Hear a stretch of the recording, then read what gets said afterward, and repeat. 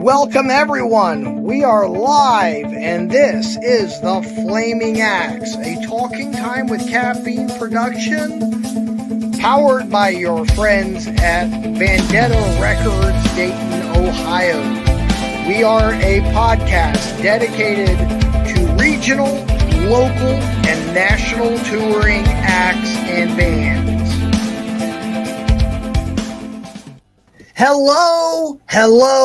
Hello, and thank you so much for tuning in. I am Bradley Bergman, the CEO of Vendetta Records, Dayton, Ohio, and wouldn't you just be absolutely thrilled to know that I've got an amazing artist coming on the show tonight. His name is Lord Vale. He does a lot of modeling out in the Oregon district, and he also puts on a really good show, and we're going to welcome Vale and the Vicious Innocence to the show. Hey, Vale, how are you? Doing great. How you doing? Cheers. Hey, not too bad. Yeah. So thank you for having us. Yeah, thank you. And thanks for that lovely intro. That's really wonderful. Oh yeah, well we got more planned, dude. Don't worry. We're just scratching the surface. So we'll start this off the way I always do, being that this show usually takes about 30 to 35 minutes. My first question is, what is your inspiration? What makes you want to get up every day, write music, and sing and do what you do? Oh, gosh. I think I just have this toxic need to always create something. Like, I always have to be creating. For our new song, I bugged this poor guy like 70 times. Like, this little one note needs changed, you know? I'm like the same way. So, yeah. Yeah, I get it. I do the same thing myself. I obsess over music. You know, you got to make the drums be punchy. They got to sound like thunder, and you got to feel the emotion. And if you're not singing, if it's a guitar solo, it better sound like you're committing Harry through your guitar. I think you would agree, right? Come on, look at Slash and Estranged, from Guns N' Roses. There you go. But that's cool. Who are some of your biggest influences? Start with Ben. Go ahead. For me, my biggest influences are probably Opeth, Dream Theater, Iron Maiden, Depeche Mode, Susie and the Banshees, Misfits. Do you like Dragon Force? Yeah, they're all right. Yeah, I like the solos. Yeah. I saw them live and in concert, and I kid you not, Herman Lee was doing back handsprings across the stage at the same time he was doing the lead break to Through the Fire and Flames. That song shreds. Freaking crazy. He actually did it. I'm like, he's like, I was like, how did he do that? I didn't know he was that good. With me, it's pretty basic. Like, start with Dead Kennedys and Sisters of Mercy and Bauhaus and Typo Negative and all that stuff, and just move right on through the gamut, and you pretty much know where I'm at with Echo. I mean, it's all on my jacket. There's Susie and the Banshees, Echo and the Bunnymen, Christian Death. It's all there. Just read the jacket. It's cool, man. There's nothing wrong with that. Elvira, you're a supporter. You like good music, good metal music. So that's really cool. Well, I'll tell you what we're going to do here in a second is, it's my understanding that you have a little video prepared for us. And what's the name of this wonderful ditty? This is called She Often Dies. It's a really good story, actually. It's not just a song. It's a true story about a friend of mine who she suffered these really horrible night terrors, and she would be screaming and fighting and brawling in her sleep, and we couldn't wake her up until she died in her dream. Oh. And it was a literal demon that killed her in her sleep, and so that obviously inspired me. At first it scared the shit. I mean, what the hell's going on? And then like 3 nights of that, I wrote this song, and I've been trying to get it played. I've been trying to sing it with different bands, all through my over 20-year career of doing this. And finally, Ben, just out of I sang it a cappella into the microphone, and he's like, "Hey, here's the music." First, he rickrolled me. And then he's like, "Here's the music." He rickrolled me, and then he sent me this joke track, dancey stuff. He thought it was a joke track. It was originally, more traditional goth, like kind of rock. Like prog rock, kind of Cure, maybe know. And then I made like a 4 on the floor beat with some synth behind it, thinking it was a joke. I'm like, okay, here's the real version. Yeah, and he liked it. So he messed with me twice, and then it was the joke version that caught my attention. I'm like, no, we need to work with this. So we changed the he used an arpeggiator, right? That Yeah. what it was. We changed that and just made everything about what he did. We just tweaked it and rewrote it the real way to do it for real.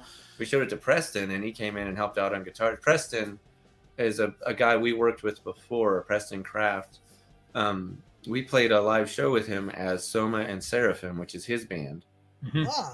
And hopefully one day he'll be on your show. He wanted to be here today, but he came into the studio into Ben's house and laid down the guitars, and then we have this promo video. You'll see in a minute. All right. Well, I think we're ready for it. Let's check it out.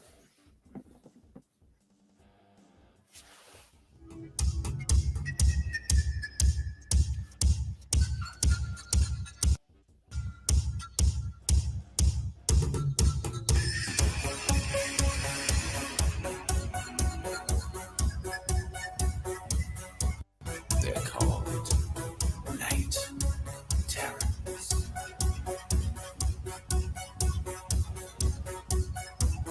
Sometimes it causes sleep paralysis.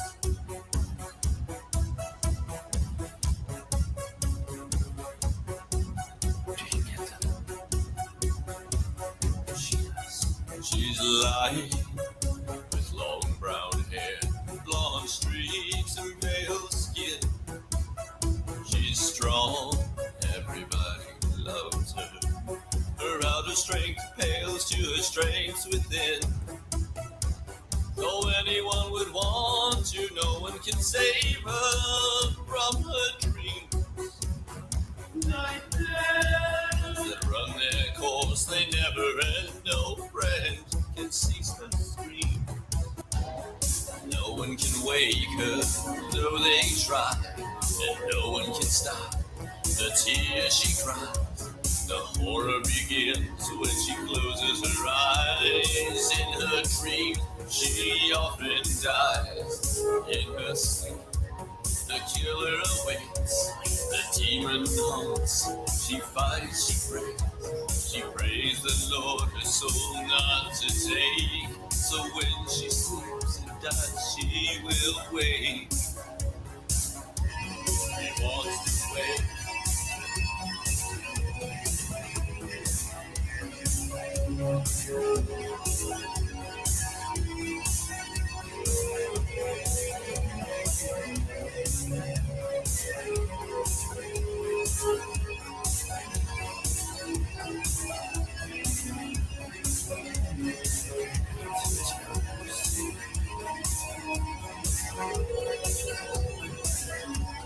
Though anyone would want to, no one can save her from her dream.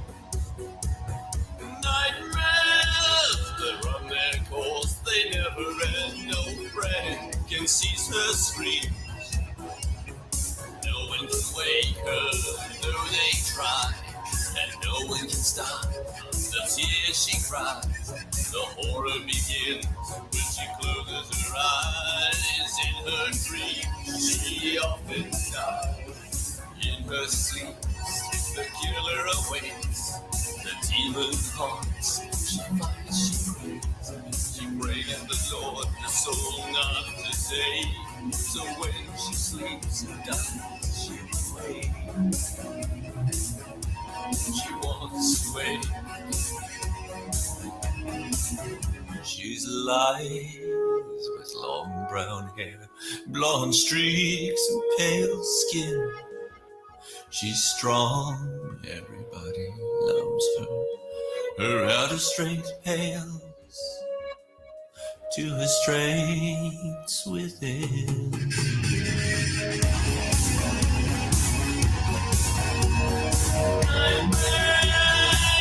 She often dies.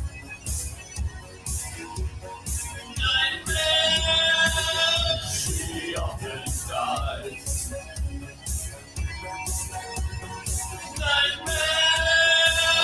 She often dies.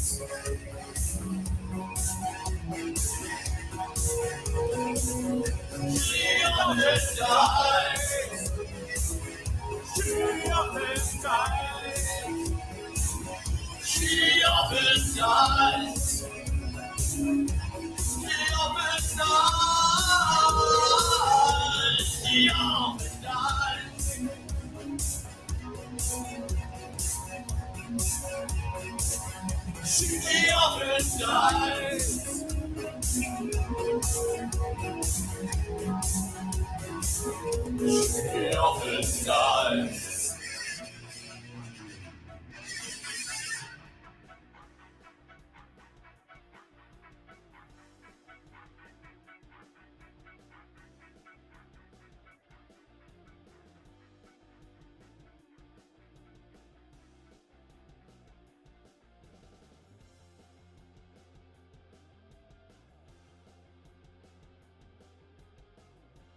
Did you say that's going to be released on YouTube?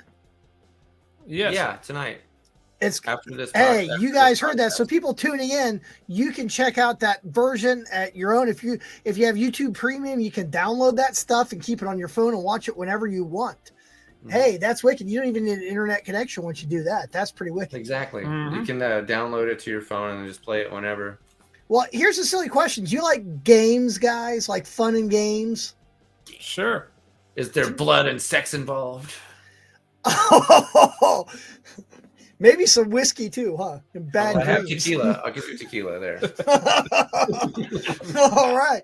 Well, I think.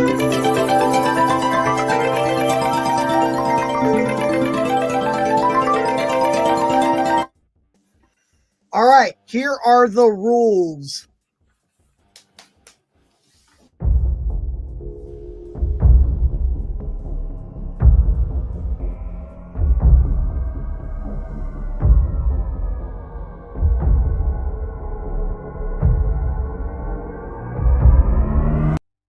Okay, here's a marker. What do we use as markers? We're just gonna use it. This is a marker. Oh, he's got them. Okay. Gotta reset it. Here we go. All right. So the way this works, it works like tic-tac-toe. The name of the goal here is to get 3 in a row. If you look at the board, A, B, C, 1, 2, 3. So you can be A1, B1, C1, B2, B3. You get the whole idea. I got you. So your name of the game here is you want to get 3 in a row. First person to get 3 in a row wins. If you miss a question, I get to block you. Vice versa. If we end up in a tie, we'll keep playing until we declare a winner through sudden death. All right. So here we go. Let's start with the first question. What singer has had a Billboard #1 hit in each of the last 4 decades? Oh, shitballs. David Bowie. Or is it Mariah Carey? So I think I'm going to go for A #1. Here we go. All right. Which member of the Avengers had a brief stint as a pop star? Oh my.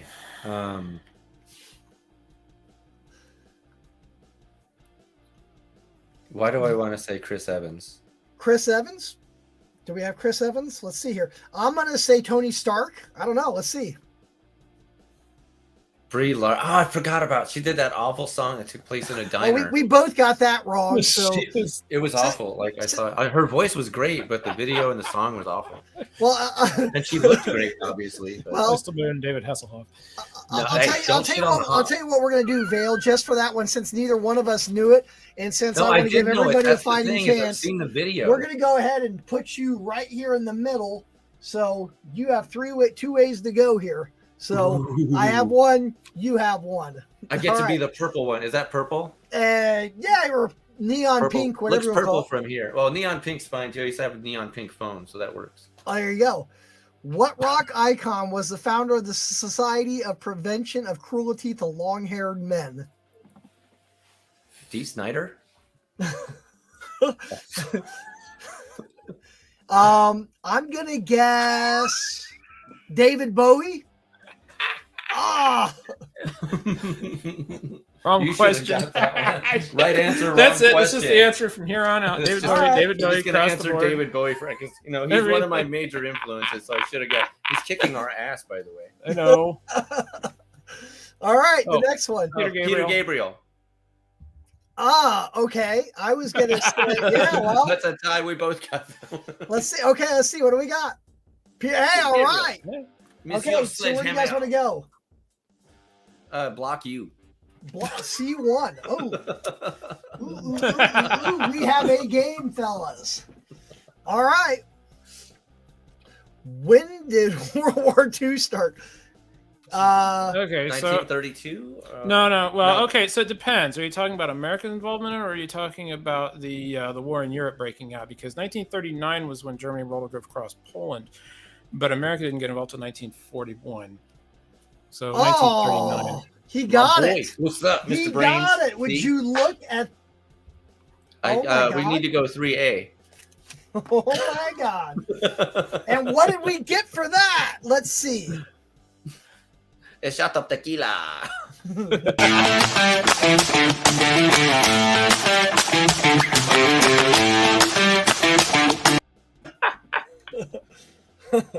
Congratulations there, fellas. Well, that's all him, really. Not really. Yeah, really. I would never. David Bowie. David Bowie's every answer. I think we should play that next. I gotta say, that could have gone either way, guys. That could have gone either way. That was a pretty close one. David Bowie by Fish. Right. Real quick, while I'm on here, Lamont, can you solo my screen real quick? Real quick while I'm on here. What I wanted to do is, I know we have people watching right now that are interested in being guests on the show.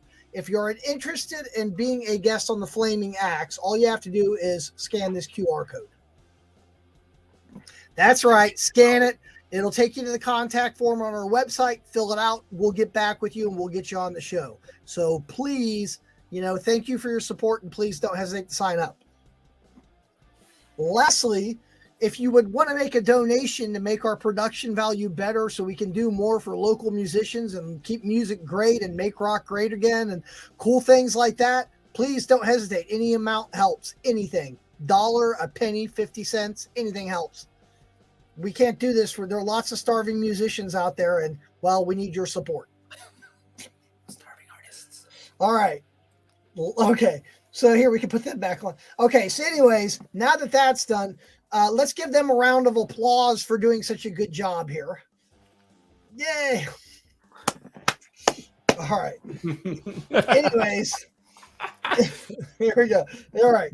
Anyways, last thing I got to do real quick is, I would like to give you guys a preview of some other bands that we have booked. We have a couple of bands coming up here in a couple of weeks and some other people that we've reached out to.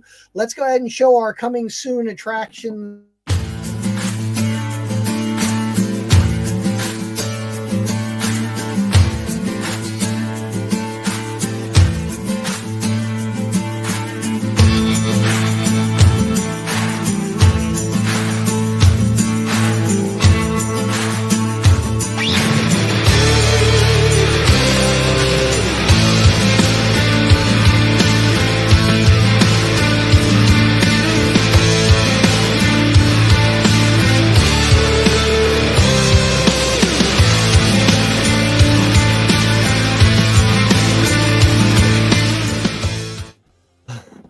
So this show is rolling along a lot quicker than I thought it was going to roll along. So wait a minute. Didn't you say you had a story didn't you have a surgery or something and you had a story you were going to talk about? Oh, gosh, yes. Okay, so I had a herniated umbilical and had this stomach surgery. Ouch. And so 3 days later, my dumbass decides I'm going to keep my commitment and cosplay as Batman over at the movie theater. Okay, the first day I did this for 2 days. I was going to do this for 2 days. So I did the Batman thing, and then I did the Hades photo shoot where I was portraying Hades next to my girl Natalie Rodriguez, who was playing Persephone. And then Natalie joined me the second day as Catwoman when I was, cosplaying as Batman for the event. I mean, for the new movie. I mean, that's a big event, right? Mm-hmm. So I'm having to wear this stomach girdle thing, and they told me I was going to be gassy because they shot a whole bunch of gas into my stomach. They shot air into my stomach so they could put a camera in and put the operating tools in so they could fix the hernia or whatever. So I'm supposed to be on bed rest and pain pills. I decided I don't need any of that. You know, none of it. No pain pills, no bed rest. So I'm about, I'd say 5 hours in as Batman on the second day of being Batman. And there's these little kids. They're dressed as Batman. One is dressed as Adam West Batman. The other one is dressed as Christian Bale Batman. And it's just like a t-shirt and a cape. They were adorable. And we had to go off to the side where nobody was to take a picture because we were all supposed to bend down like this with our capes out so we could look mean, you know, and take a picture at the same height. I was holding it in. Remember I said I was gassy? Oh my goodness. So you would expect a long drawn out, you know, but what happened was an explosion. More like an ass-plosion. It was like just one pronounced and that was it, right? When I was bent down like this, because I was wearing a girdle, I had gas in my stomach, and I couldn't hold it anymore. And so it was just one pronounced explosion, and the kid to my right lost it. He fell on the ground laughing. Oh my God, Batman farted! It was a bat fart! It was a bat fart! So he's rolling on the ground laughing. He's in tears. This kid's dying laughing. The parents are dying laughing. And this is the only time I broke character. I was like, oh my God, I'm so sorry, because I was legitimately embarrassed. And the parents are in hysterics going, no, we've never seen him laugh this hard in our lives. And the kid just keeps over and over again, it was a bad fart. So I got back into character and I just looked at the kid and it happens, you know. And he just kept laughing. You know, he had to fed me chili go last see the night. movie, the 3-hour movie. And yeah, that was the only time I broke character, when I was taking pictures with people as Batman. Oh my God, that's tough, man. Yeah, I was legitimately mortified. I don't get nervous about much, but I was legitimately mortified. Yeah, but you can't control what you can't control. Sometimes no, I just couldn't. have It to was just come a big, you know, just one. And that was it. It was a bazooka. It was literally that. I was so glad it wasn't a shark, but it was. I was so thankful. That would have been But pretty yeah. bad. There's some new colors that had your bat suit. Yeah, right. Oh my God. But yeah, that was that's my Batman story. That's all right. God bless you for doing it. At least you pulled it off, man. I couldn't do that. I was just thankful that nobody was around except these people. I'm like, oh my God, this was horrid. Because it was horrid, you know. I mean, just imagine if you were like the Kiss band that always dresses up at Halloween on the at the Oregon. You know who I'm talking about? The No, I Kiss don't. tribute. Oh, you've never seen them? No, I haven't. I have to now. Now that you've said it, I have to. There used to be a Kiss tribute band that would always play the Halloween at the Oregon District, and they even did pyro. Like they legitimately had stage pyro. And wow. the only you said used to. Do they not do it anymore? I don't know if they still do or not. It's been so long since I've been down to Oregon for Halloween, but they used to do it every year. They would wear the full makeup. The only thing is Gene Simmons never played a bass in this band. Gene Simmons played rhythm guitar. But but other than this, they were really cool, and they actually had pyro, and I thought they were way better than Kiss anyways. You know? Oh, don't say that. Blasphemy. I'm gonna go say, I get to go see City. them May 12th. I've had my tickets since March of 2019. They've canceled on me 3 times. I love Detroit Rock City is my jam, man.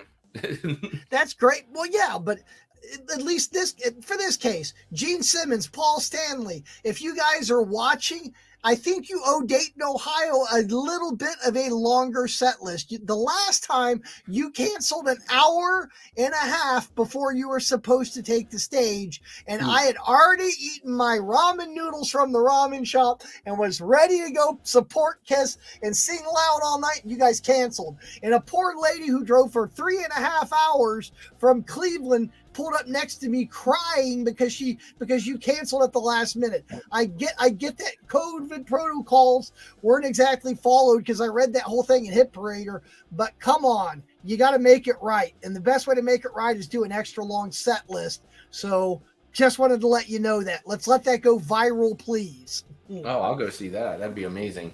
Well, it's the end of the road tour. I want to get my money's worth. Like I said, I've had these tickets since March of 2019.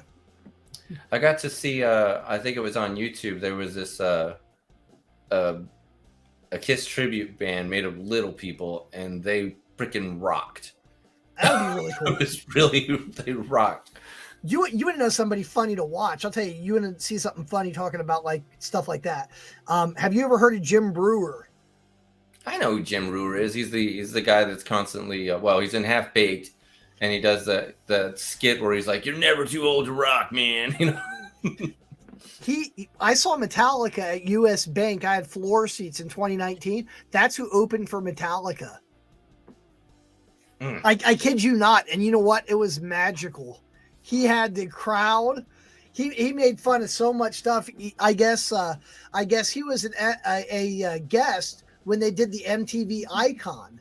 And they're like, well, Mr. Brewer, we wanted to let you know that in order for you to fly out for your performance for MTV Icon, the bad news is we're going to have to put you in a small private jet. And he's like, a small private jet? He's like, oh, wow. God. He gets on this jet. He gets on this jet, and he's like, I'm going to steal freaking everything off this jet because I'll never get to do it again. So he's literally like lifting stuff. And then he asked the pilot, he's like, who does this jet belong to? Oh, the Prince of Darkness, Ozzy Osbourne. He's like, what? And he does this impersonation of Ozzy walking in with all these crucifixes, ching, ching, ching, ching. So you said you don't get around the Oregon district much. Have you seen what goes on there lately? Like, oh, well, it's just been a few years. I've been out of it just because like I got married down and kids and I'm old now. Well, I highly recommend, if you can get down to Toxic Brew on Mondays, go see Gem City Burlesque, man. Those guys put on a great show. The guys and girls there. Yeah. They put on an amazing show. I'll have to check that out.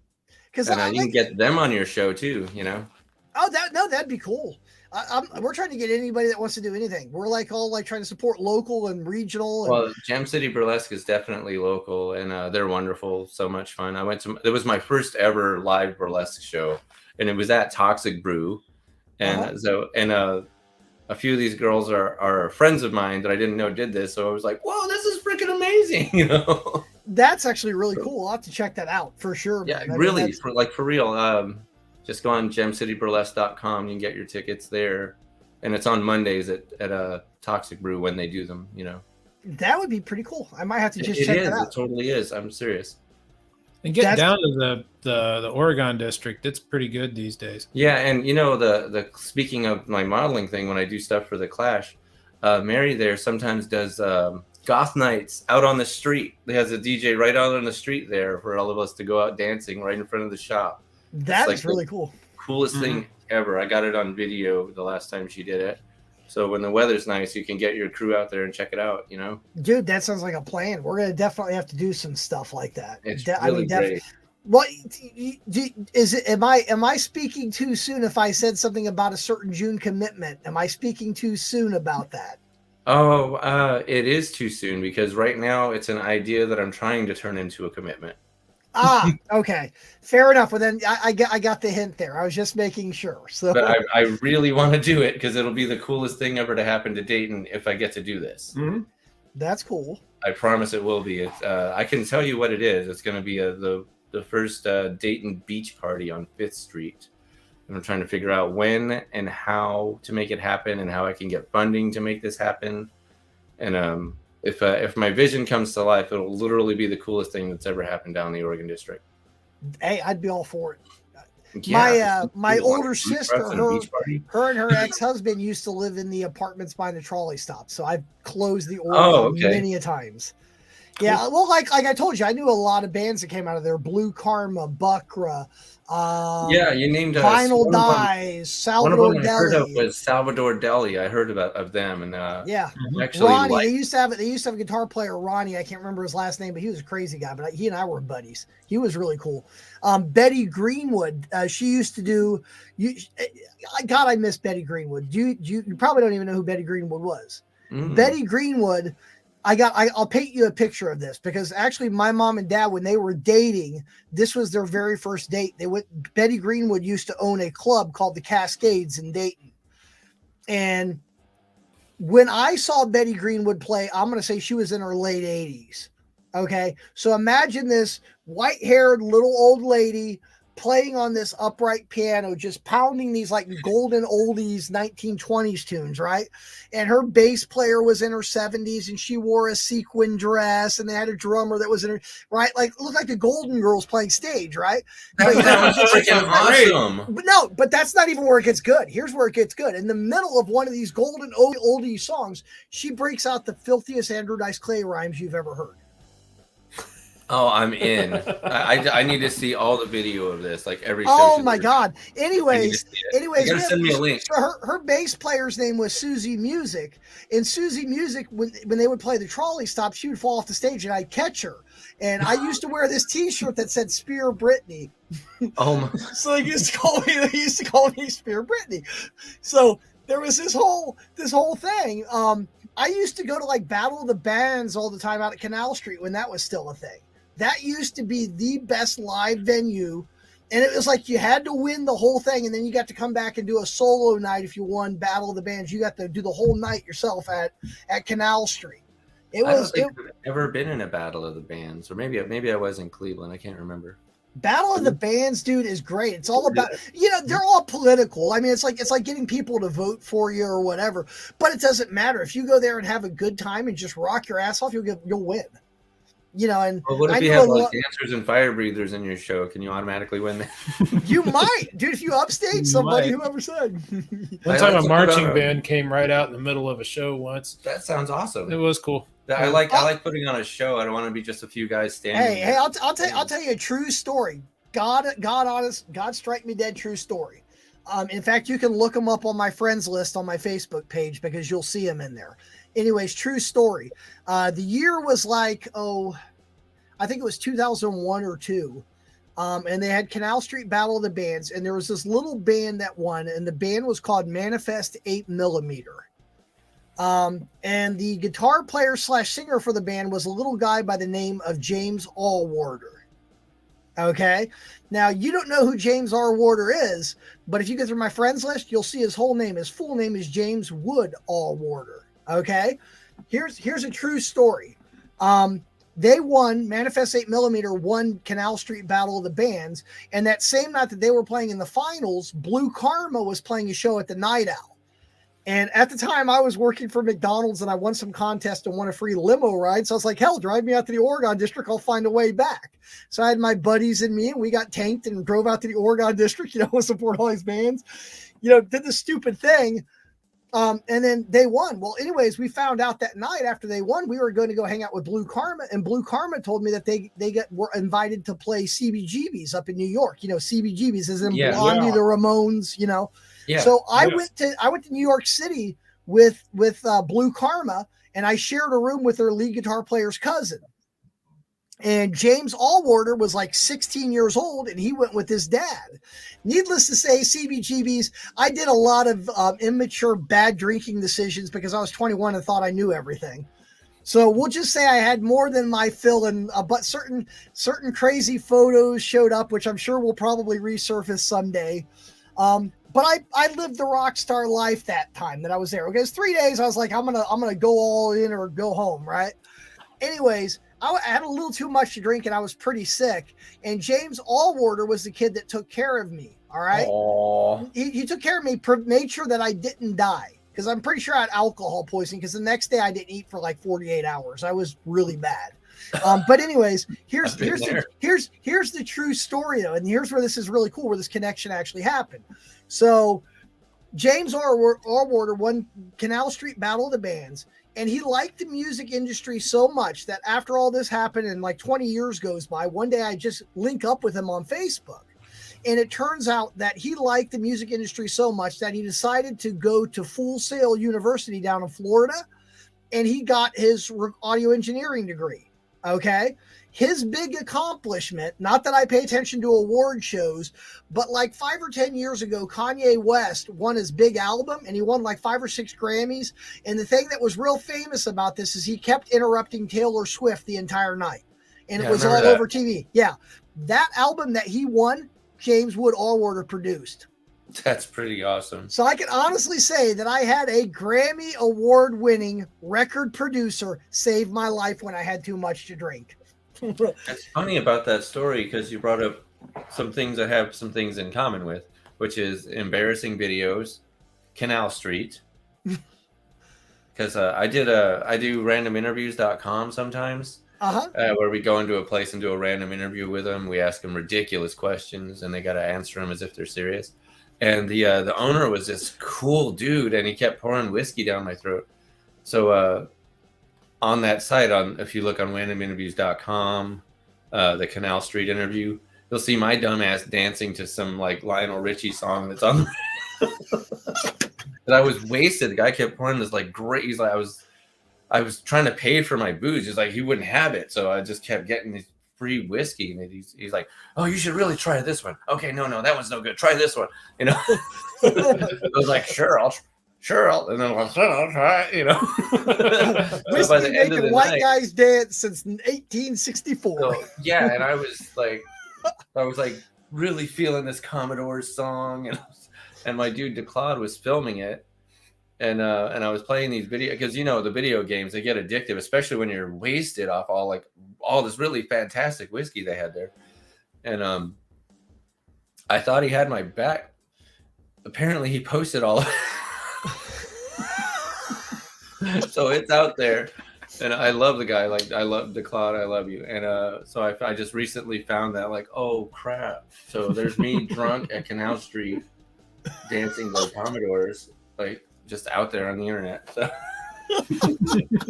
And I was wearing this really bad green vest, and I had a really terrible like mullet style haircut. Oh my god. Well, I tried to comb my hair back to look professional for the interview, and what happened was it bushed out in the back, so it ended up looking like this freak out mullet instead of, it was actually cut like this. So it looks really bad. Like, the worst you could possibly look is how I look in that video. This I have to see. I'm gonna have to do some research. Oh God, yes! If you're a guest, we're gonna play that shit for everyone. It's really bad. Get used to that. The big thing I apologize for the whole New York City drinking binge was I definitely, if Jeremy Watson or any of Blue Karma are watching this, sorry about your equipment trailer, guys. Man, I didn't mean to throw spaghetti and an octopus all over your trailer. Did you say spaghetti and an octopus? It was octopus spaghetti that we had outside of CBGB's. That was actually really good Italian. A whole octopus that you threw. No. I was like, where the hell did you get an octopus? We're in CBGB's, and when you're 21 and you get in one of these stupid drinking contests, you're like, I've got to win this. I gotta win. So literally, this guitar player's cousin literally did a fifth of Jack a day. Oh, there was no. That's some Lemmy numbers he's putting up. I felt all this pressure because they're all like drinking around me, and I'm like, I don't want to not be cool, No. So finally, we're in the subway, catching the subway to go out to CB's. And I'm like, tonight's the night, dude. I'm drinking you under the table. He's like, what are we drinking? I'm like, we'll do hairballs. You ever had a hairball before? It sounds terrible. It's half Rumpelmans and half 151. So it is terrible. That's like a liquid cocaine in California. Yeah. It's Rumpelmints, 151, and Goldschlager. That's I've done that too. I had 7 of those the night I met my wife. Yeah. Oh, I did 7 of those in CBGB's, but here's the problem. They brought the 8th one and they sat it down and the glass started bubbling. Oh. And that's what I'm looking at. I'm like, wait a minute. These aren't supposed to bubble. What is in that drink? And she's like, that was a warning, sir. No. So the bartender, who was famous, her name was Louise. She was famous. She tells me, she's like, yeah, it's Rumpelmans and moonshine. Yeah, that'll bubble. I'm like, wait a minute. I said 151. She's like, yeah, in New York City, we can't get 151. So it's Rumpelmans and moonshine. Oh my God. I thought I was going to die. You were probably under the effects of some severe alcohol poisoning. Dude, now if I drink 2 beers, I feel it for 2 days. I'm just like, oh man. Oh, I can still chow down a bottle of tequila, but I can. It makes me be brave, and I don't need to get brave. No, wife, kids. Plus, I actually want to be cognizant when we do music. Oh, I hear you. I like a good. Have you ever had a Michelada? No. Oh, well, I got addicted to, because I'm just weird. I got addicted to this stuff called Clamato, which is like a picante. Oh, I heard of Clamato. Yeah. Yeah. I've heard of that. So you mix that with Corona, and you mix it up, and it's kind of cold, and you squeeze some lime juice with it. Oh my God, it's actually really good. Do that in a couple of tacos, man, and I'm like, tacos al pastor. I'd rather have a Bloody Maria. Just do that with tequila instead of beer, and I'm good. I'll do it. Well, we can do it either way. I'll do the Bloody Maria. Bloody Maria. Yes. Yeah, another one with that. I love Jägermeister. That's my choice. I used to. Sorry, I'm just like I can drink it. Can't do that. But the thing is, the reason I like tequila better is because there's no hangover if I just drink straight tequila. If I drink Jägermeister, I'm keeping up with whoever's involved. First of all, second of all, the hangover the next day will be legendary. Yes, that's what Jaeger's good for. That'll give there's so much sugar in that. You are definitely 100% of the time, unless you start drinking before you wake up, you are getting a hangover. Oh yes. I guess we're going to continue this for a couple of minutes because we have some people still tuning in. That's what we were being asked. Hey, this is actually a pretty good episode, guys. I got to say. And you did pretty good on the show. You won. See? Him. He's the brains. I'm the David Bowie. Yeah, I'm not the David Bowie. You're the David. You're the Jerry only of the group. The answer is always David Bowie. The answer is always David Bowie. David Bowie. No, man, that's cool. Next time he plays it, that's all he's gonna say, David Bowie.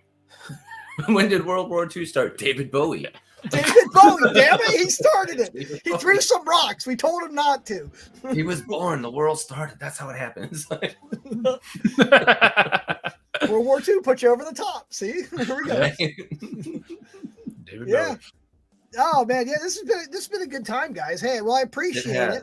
And yeah, if you guys ever want to do a big, huge beach party down in the Oregon, I'd be 100%. I am 100% gonna try and make this happen because we need to get Dave Chappelle involved. He can make that happen. That would be wonderful. What I have in mind is there's a parking lot that I want to play in, and I want to have food trucks on the side, and I want to do this big Dayton beach party where we play our surf rock gothing madness and have the beach balls going and the girls dancing and the food being served.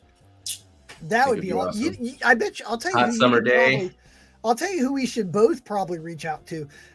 Do you ever listen to the Evening Edge on WHIO radio at 6:00 at night on Monday through Friday? But if you're telling me I should, I may have to. You really should. It's actually the Evening Edge with Todd Holtz, I believe his name is. He used to be a DJ for like one of the radio stations in the 90s, like Z93 or something like that. Okay. But basically what it is though is it's like a variety show. He just talks about things concerning Dayton, Ohio and growing up and stuff, but he does a lot of like reach out to like local musicians, local talent, all sorts of stuff like that. Mm-hmm. I know his email address is eveningedgetodd at gmail.com. Then I will look him up then. But yeah, the Evening Edge. It's on WHIO radio. Seriously, it's the only non-political radio show that's on that station. But it's great, and he actually Sunday nights it's big enough that he's actually going national with it now, and people are starting to pick up the broadcast. All right, cool. So it's actually pretty cool. But like he did a whole show where they did nothing except talk about memories of the Hare Arena, which I thought was really cool. Yeah, I miss that place. Yeah, that dude. I saw so many bands there. Pantera, God, Megadeth. I saw Tempura live. Yes, I mean the Nutter Center is good. Actually, you want to know? I'll tell you. You want to know the loudest concert, the loudest band? I'm gonna go 360 with this. The loudest band I've ever seen at the Nutter Center by far was Pantera. The second loudest band is going to surprise you. Take a guess. Michael Jackson? No. He's pretty loud. No. I'll tell you who is almost as loud. They surprised me was Journey. Journey? No, that doesn't shock me at all because Journey was ridiculously loud. Blasted your eardrums out to where you could hear it for 5 years later. Dude, we went and saw Journey. I showed up with my wife. We went and they had Asia. Well, which singer? Which thing was it? Ramil it's the guy that they got right now. Isn't his name Ramil or no? I know his name. I'll think of it real quick here. He's really freaking good. He sounds really just like Steve Perry. He's amazing. He's more energetic. Well, even in his own right, it's coincidental that he sounds like Steve Perry, but he's actually just an incredible singer. You know? Yeah. Oh, he hits all those. But I'll tell you what, though, we show up there. Like, I'm used to going and seeing loud, like, hard rock and metal bands. So you go see a metal band, and it's if the stage is at one end of the arena, like half the stage is going to be covered in amplifiers. That's a basic. You know, whether or not they actually use half those amplifiers, I now I digress, because after I saw Journey, I'm thinking, you know, half the crap they bring, they probably don't use. It's probably just empty, and they make them look bigger, you know. Well, plus it looks cool on stage. Yeah. You know? Yeah, exactly. But Journey, they show up, and their stage, like, for starters, the PA that they had hanging from the ceiling, it was a tenth of what Metallica brings. It was a tenth. Literally, they had like 3 speakers on each side of the stage hanging up. And I'm like, oh, these guys are going to be quiet. And then they bring out one 412 stack. It's not an 8 speaker. It's a 412 stack. Mm-hmm. Then a bass cabinet, a double bass drum set, and some keyboard banks. And I'm looking at my wife, and I'm like, honey, we're not going to be able to hear them, because we were up at the nosebleeds. I'm like, there's no way we're going to be able to hear them. This is probably not going to be good. Oh my God, were they loud? They were so loud. The hair on my arm was vibrating from the bass and the treble on that. The loudest concert I've ever been to will definitely shock you. So I'll say it after you say what your loudest was. Mine was Pantera '94. I couldn't hear for 2 weeks. Yeah. Mine was Def Leppard in 1993. Def Leppard sounds loud. They were so loud. I could hear it in my dreams 4 years later. You want to know what's really ironic, though? Huh. The quietest band I've seen live is Sonic Youth. Screeching feedback everywhere, but it was quiet. I think Violent Femmes was. It was amazingly under control. That's hilarious. Which is I love the Violent Femmes show, even though it was kind of quiet, because the audience was so respectful. It was like the only acoustic punk band I've ever seen. They were so badass. Like, cool. Oh, so badass. Yeah.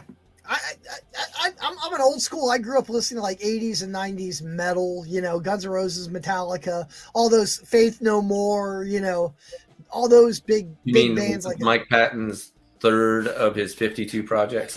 Yes. Mike Patton's got some crazy vocals, that guy. Him and Serge Tankian on great range. He's another really great influence. Like, his work with Phantomus is crazy. Like Spider Baby. Come on, dude.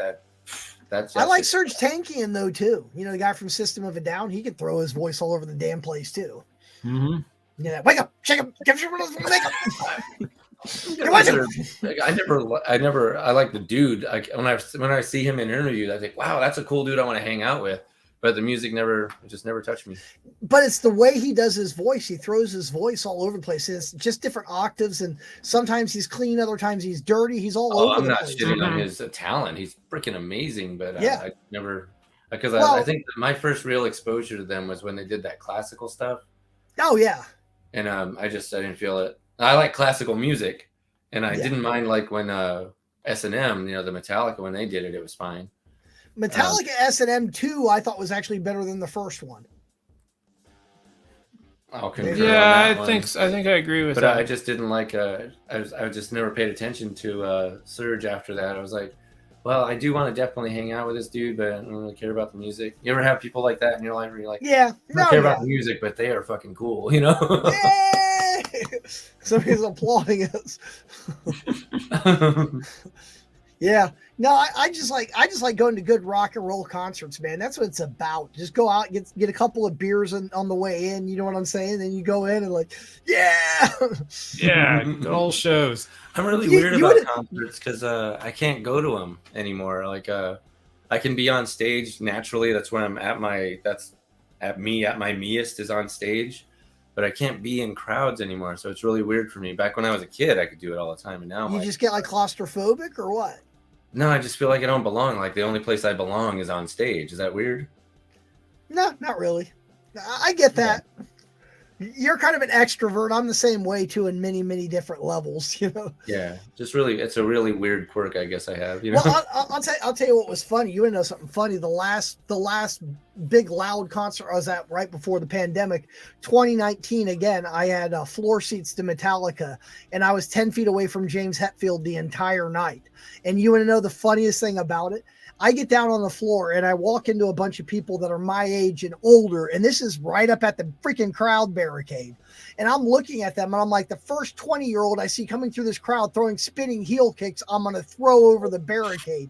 You know what they tell me? They're like, hell yeah, for the money we spent for these seats, we'll help you. I'm like, God, I've been to too many concerts.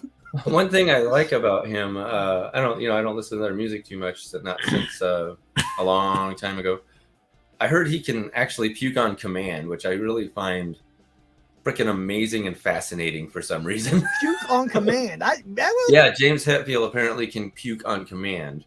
Yeah, just like puke. Yeah, done. But I mean, I may not listen to their music, but I respect the shit out of that.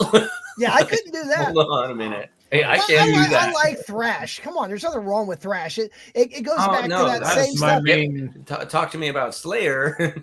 Thrash Slayer's good too. Kerry King, hell yes. Yeah, so that's my thrash. I'll stick with that. I'll tell you who. And I also saw him in 2009. You know who their opening acts were in 2009? It was Gojira, which wasn't bad, but then Lamb of God. Oh, Lamb of God, I really have great respect for. A lot of the stuff they do, a lot of the scales they use is just kind of like breakneck speeds, and it's like, wow, not everybody. Oh no, they're great. The only thing is when they play in the round inside an arena, there's so much bass that you can't hear the rest of the instruments. Yeah, I've seen bands. It's very muddy. It was very. I've never seen them live, so I can't speak to that. But I've heard their music, and it was incredible. Well, I think if I saw them like in an outdoor venue where the sound doesn't bounce as much, I think it'd be a totally different show. Because when I saw them indoors, it was like. Yeah, I've seen so many bands like that where you can't hear the music. All you can hear is the kick drum. Yeah, he's like a wall of sound. We're Lamb of God from Richmond, motherfucking Virginia. Walk with me in hell. Yeah. I mean, that's what the whole show was. And I'm like, they're great, but I can't understand anything that they're playing. It was maybe they were just putting you through audio hell and being very honest with you.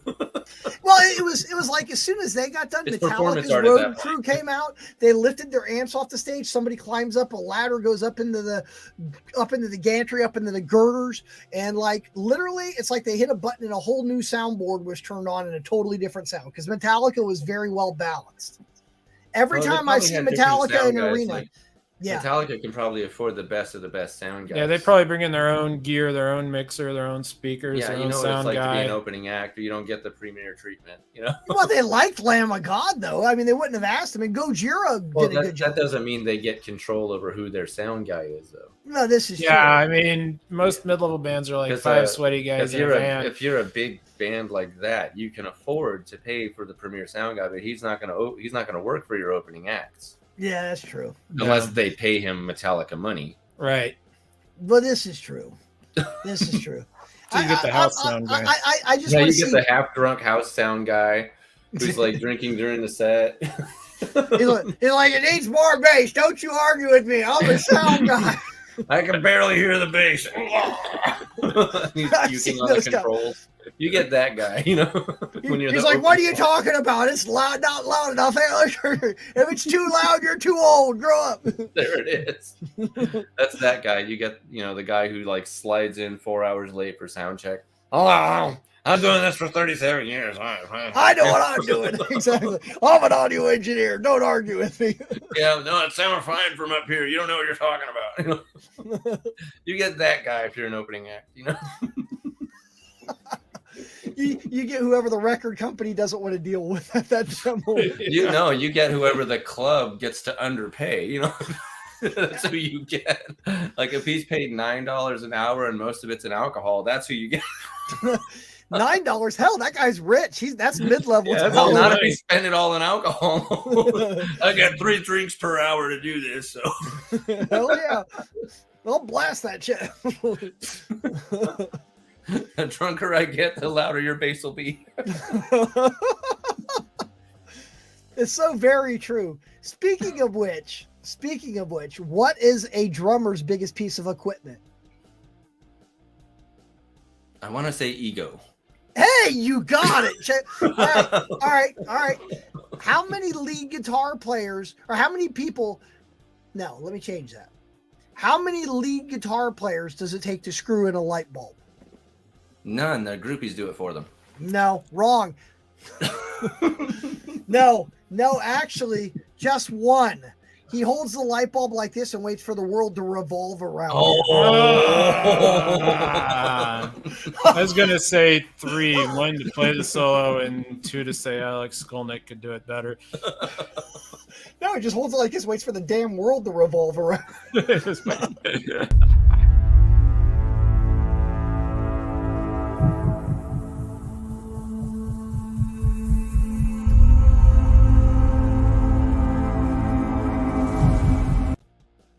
Well, I gotta say, we still have 5 viewers. We're doing okay. And we're 55 minutes into a 30-minute long show. Hey, thank you all for the support. Again, we'd like to get more cool guests like this. So if you want to come on the show, when did I become cool?